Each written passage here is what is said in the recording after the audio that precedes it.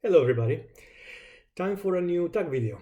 This is the Canterbury Tales tag. It's a tag that was created by AJ Dunn Reads and Writes, and at the same time it's a great opportunity for me to subscribe to his channel. Very interesting channel and reads. This is a really rich tag that gives us the opportunity. I've seen many versions of it and I love them all, but it really gives us the opportunity to share a whole lot of, I think 25 or 26 books and titles that we might not have had the chance to already mention in our BookTube channels. That's why I particularly like it.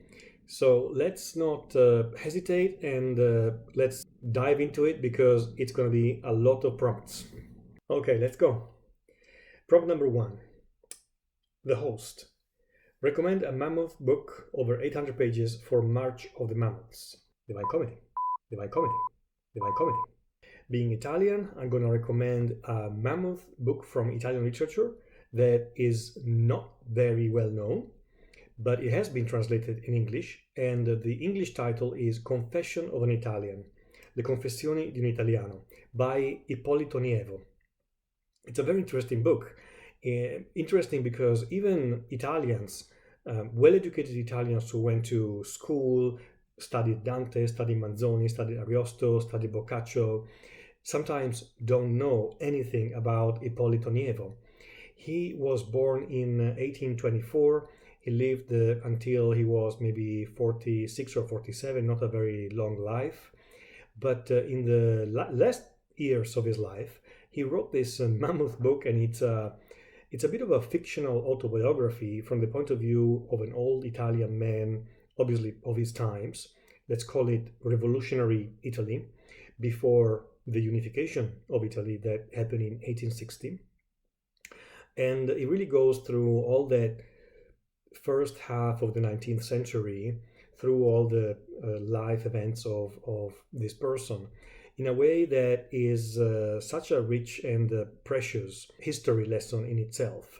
Some people found it boring, so that's my disclaimer and warning, but I didn't. I really found it fascinating, and I would recommend it to anybody.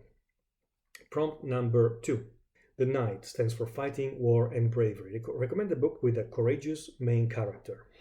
The book that I'm recommending here is Death at the Crossroads by Dale Furutani. I think Dale Furutani is Japanese American, and he wrote this gorgeous series of short novels about the same samurai hero in Japan, in medieval Japan, that are so vivid and rich. And yes, you will find all the, let's say, stereotypes of the samurai stories, but very well crafted, very well handled, and very well balanced between the action scenes and the more intimate, profound, and philosophical scenes. It's a series, but I recommend the first one, which is this Death at the Crossroads, to anybody. And if it happens to you like it happened to me, you would fall in love with that type of adventure voice, and you're gonna devour the entire series. Prompt number 3. The Wife of Bath stands for Marriage, Sex, and Arguing. Tell us about a book with a strong female character. I'm going back to Italian literature for this one, and I am nominating La Ciociara by Alberto Moravia. Alberto Moravia is I could say it's one of the Italian giants of is one of the giants of Italian literature of the 20th century, and he wrote many Italian classics. La Ciociara is particularly popular, at least in Italy, because it was made into an extremely successful, extremely famous movie with Sophia Loren. She was she was playing the role of La Ciociara. Really, though, the story is about a mother and a daughter. And this mother and daughter relationship, they support each other as they can during the war in Italy, and especially during the attacks in Rome, because they are from Rome and they are in Rome for a big part of the novel. we can see the war, let's say, war-torn Italy of those times. And then in a second part, we also see them trying to flee the war. So they show certainly bravery and courage as characters, maybe the mother more than the daughter, I have to say. And it's a novel that I don't find perfect, but for my English-speaking friends, I would absolutely recommend it because it gives you such a sight, a little spotlight. It shines a spotlight on a historic period in Rome that was very important, very pivotal. And one of its best features, in my opinion, is to show the common people, the normal people who were trying to make ends meet during the war, where there was hunger in all throughout Italy. People were hungry. My own grandparents lived through that period of time when having food was not for granted, and so you can see really the ingenuity of people, their creativity, how they would find solutions, not only to help themselves but to help other people around them. And so it's a great document. It's not a long novel, and again, I would really recommend it. Prompt number 4, The Pardoner, is all about ambiguity. Tell us about your favorite queer character. I'm probably gonna cop out here because I don't exactly know if queer is intended in the sexual way. I'm going to just assume or pretend, let's say, that we take queer as odd or strange. And so if I'm thinking of an odd character, I'm going to recommend the following book that's called Getting Stoned with Savages, A Trip Through the Islands of Fiji and Vanuatu by Martin Trost. This is an autobiographical account of a couple of years that the author spent in Fiji and Vanuatu, kind of accompanying his wife, who had, let's say, a proper job to do there because she was working, I believe, for the UN or some kind of governmental work or job, while he was writing. And he is odd, he's quirky, he's a little strange, he's also very funny, and his sense of humor really transpires from every single page. It's one of the, probably I would say, funniest books that I've read in the last few years, and that's why I recommend it. Prompt number 5. The Miller is bold, blasphemous, and overturns conventions. Who is your favorite naughty character? So the first book that came to my mind here with this prompt was the Decameron by Boccaccio, because in every one of the 100 little stories of the Decameron, I think 99% of the characters in these stories are actually really naughty, and they have something that makes them overturn conventions. And Boccaccio himself had a very quirky and kind of naughty personality as an author, as a writer. But given that it's a collection of short stories, I also chose a novel title, and this is Beautiful Ruins by Jess Walter, who is one of my favorite contemporary American writers, American authors. And the character that I would single out is a real life character that the author inserted in his novel, and he's the famous actor Richard Burton.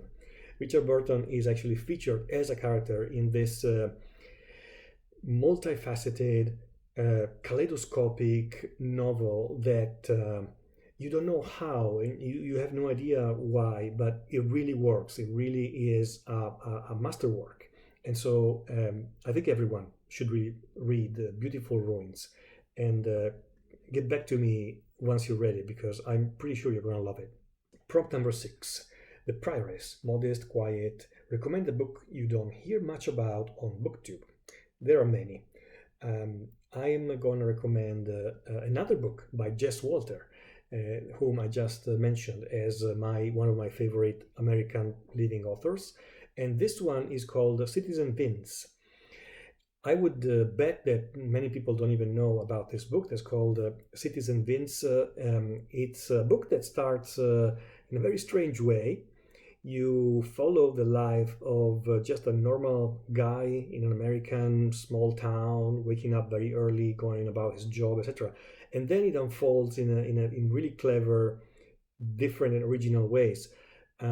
But the most interesting part of the book is that towards the second part, it really takes a more profound bend, and it has very important things to say about our citizenship as a principle, and most of all about America's citizenship, because this is about America, but a little bit more universal and general than only America. So it's a little masterwork as well. I just love what Jess Walter can do with his skills and his craft.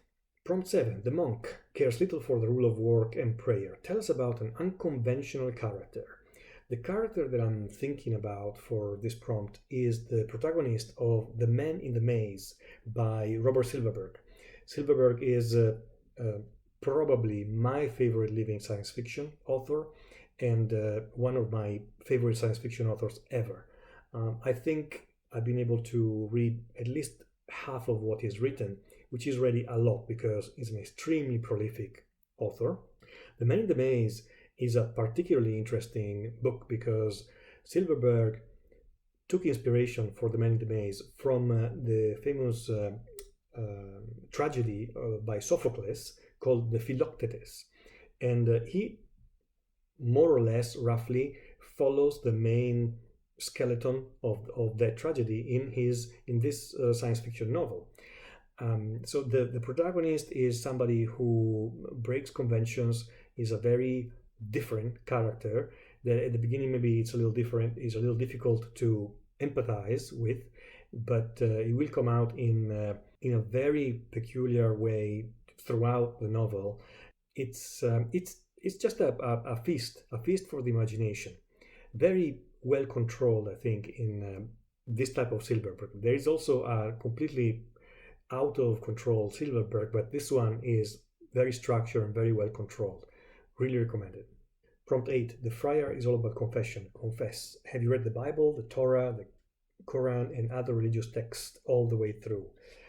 Yes, for the Bible, the Torah being part of the biblical Christian canon, and the Quran, no, I haven't read it all the way through. I've read a couple of good books about it, but that's something that I'm missing, and I would like to do that one day.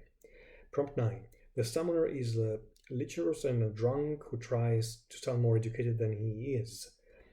Tell us about a book that sounded better than it was. So this book is a book that I read last year, I think. It's a non-fiction book titled Mama's Last Hug, Animal Emotions and What They Tell Us About Ourselves by Frans de Waal.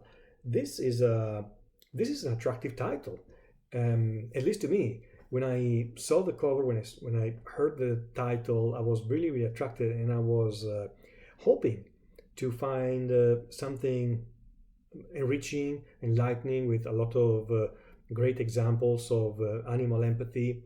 Unfortunately, the book, yes, it has a couple of those examples, but it really turns almost into venting by the author about the let's say, school of thought that he belongs to within the world of biology and zoologists.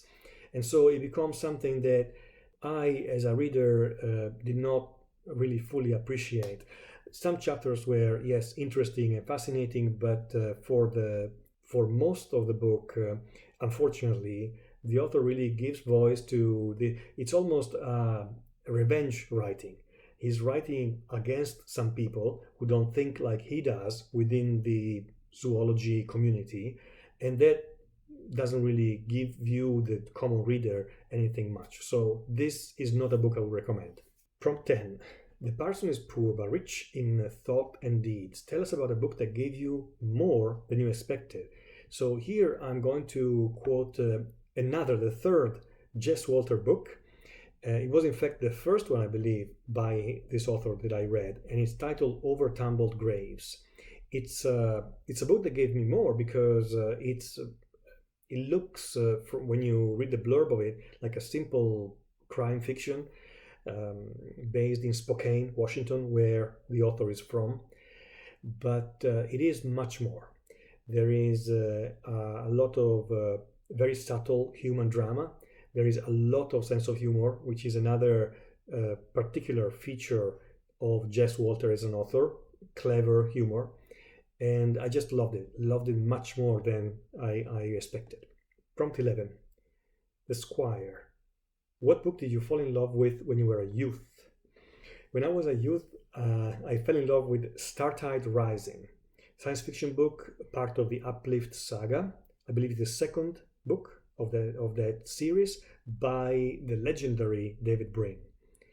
Dolphins who are so intelligent, they can communicate with humans. They have, well, actually, dolphins can communicate with humans even today, but in this book they have an incredibly articulated vocabulary, and they are a pivotal part of the plot itself. Just immense fun. I fell in love with this book. Prompt 12. The Clerk says, little but his words are wise. Tell us about a short book that made you a better person. Here I'm going to quote one of my spiritual books and a Catholic author. His name is Mike Aquilina.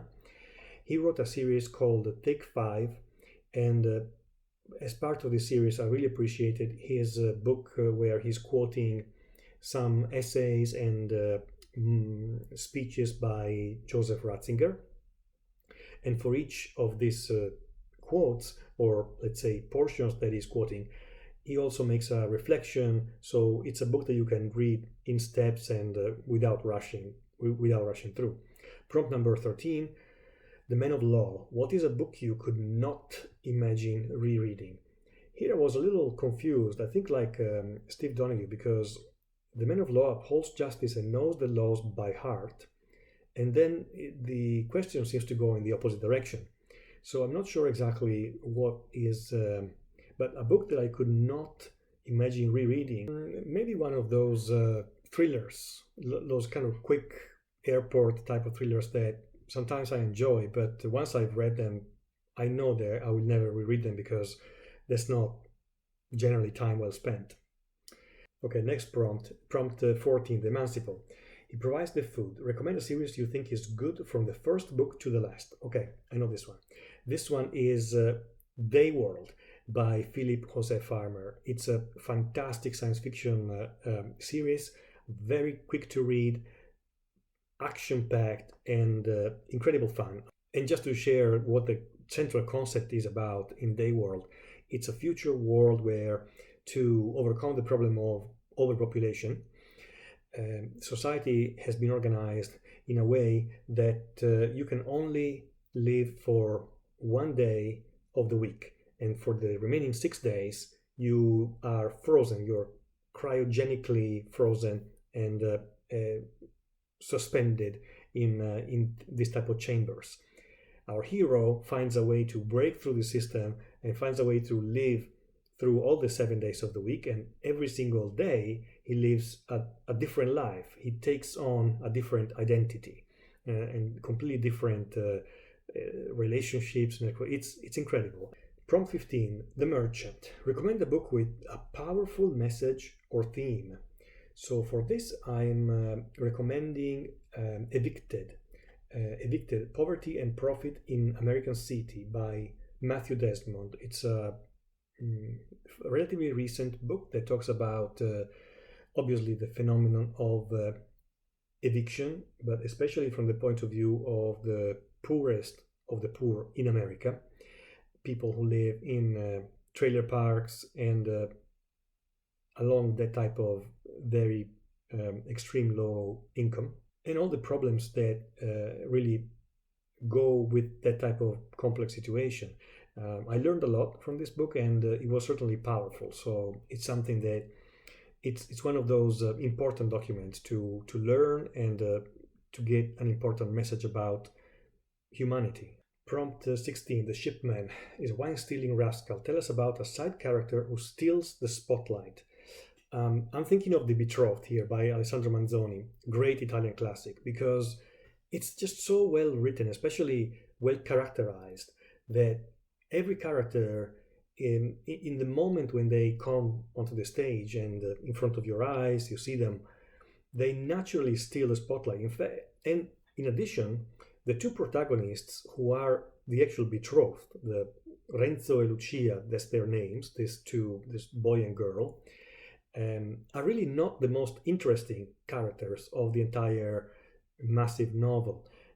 I would say everyone else is more interesting than Renzo and Lucia in The Betrothed. So the more I talk about The Betrothed, the more I want to reread it. This is one of those books that I would love to probably reread almost every year.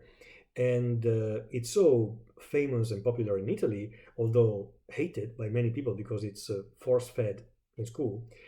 But it has its space in Italian literature as one of the brightest stars because it's just a masterwork, a pure masterwork. Prompt 17. The physician knows what ails you and can cure. Tell us about a book you consider a comfort read. For me, a comfort read is a book, for example, by John Grisham. I've always loved John Grisham books, those type of legal thrillers. He didn't only write legal thrillers, but they're really fast-paced. They have, let's say, a hyper-realism when it comes to especially greed. It seems like John Grisham built his literary career upon greed, and because every one of his books has something to do with immense amounts of money or with greedy characters. Those are books that I love to read every now and then when I don't feel like thinking too much. Prompt 18. The Franklin is not a vassal or noble, but a free man. Recommend a book about freedom in any form. For this, I'm going to recommend this graphic novel. I always want to include at least one graphic novel in my tag videos, and it's The Complete Persepolis. If you haven't read The Complete Persepolis, absolutely make sure that you do, because it's not only one of the best graphic novels that I know, and it's celebrated around the world. It's clever, it's funny, and it allows us Westerners to look from the eyes of a very intelligent and perceptive girl into a reality that many of us don't know very well, which is Iran throughout the life of this author, really revolutionary Iran, and through the life of her family, all her biography. It's a light-hearted but yet profound autobiography, and it is about freedom, because it's not only the concept of freedom of being able to live in her country versus the self-imposed exile that she lived at a certain point, and people who actually were forced into exile by the circumstances, the political upheaval in Iran. But maybe even more importantly, the freedom of her own career choice, artistic endeavors in being an artist, in creating beautiful books like Persepolis. And I think she is still working and creating very inspirational art. Let's see, prompt 19. The reeve is believable on the outside but lies on the inside. What book was different than what the blurb led you to believe? So for this one, I'm mentioning Sapiens by Yuval Harari. This is still a very popular non-fiction book that kind of promises in the blurb to be mostly about anthropology and evolution and how man evolved throughout the eras. But at least through my eyes, it quickly devolved into a book that really is a little bit of a manifesto of the ideas of the author. And this very often happens, especially when academics try to detach themselves, to, let's say, pretend they are detaching themselves completely from a topic, and they are talking about maybe philosophy or even history in a way in popular books. So they are not really technical books they're using for their work, but they're popularizing their topics. Very often their own heartfelt feelings or ideologies or ideas or whatever transpire. And I believe this is actually what happens with Sapiens, and this is why I didn't particularly like the book. It's a very complex conversation that this video is not going to include, but I might include my Goodreads review in the description if you care, if you'd like to see. Number 20, The Plowman is a good-hearted and faithful. What book do you read over and over again? Divine Comedy. Number 21, The Guildsmen are 5 men who act as a unit and stand for brotherhood. Recommend a book with a strong ensemble cast of characters. I'm recommending the World of Tears series by Philip Jose Farmer. Great action series, loosely inspired by, I don't know, Ulysses, the Odyssey, and a little bit of Virgil, and maybe even a little bit of Purgatory by Dante. It's a great series. Prompt 22. The cook makes the food that feeds you. Tell us about the book that feeds your soul. Okay, this is pretty easy because I have here a book that I've been reading recently that's titled Food for the Soul. This is by the great theologian Peter Kreeft. Peter Kreeft has been working for the Word on Fire Institute in publishing this, which is the first of, I believe, 3 books that are reflections on the Catholic Mass readings. As you know, in the Catholic Mass, one reading is taken from the Old Testament and 2 from the New Testament, one from the Gospel and one from the New Testament. And these readings are commented and, let's say, reflected upon. I think everything that Peter Kreeft writes is pure gold, to be honest. When it comes to, given that we are in Lent right now, during the first Sunday of Lent, the Gospel of the temptations of Christ was read, and some of his comments are about the devil asking Jesus to fly off the temple roof like Superman. I love Kreeft's style because he makes really complex and deep matters sound more alive, more powerful by using a modern language and using even images and metaphors and similes that come from even our pop world of today. Okay, so prompt 23. This is a marathon, but a fun one. It's an interesting marathon. The Human Serves You. Tell us about a book that served its purpose, that did what you wanted it to do. It wasn't great, but it wasn't bad. So I'm recommending here a really great science fiction book written by Kathleen Ann Goonan that I read many years ago. That's called The Bones of Time. It's a lyrical science fiction book that combines different elements that are very rarely found in science fiction.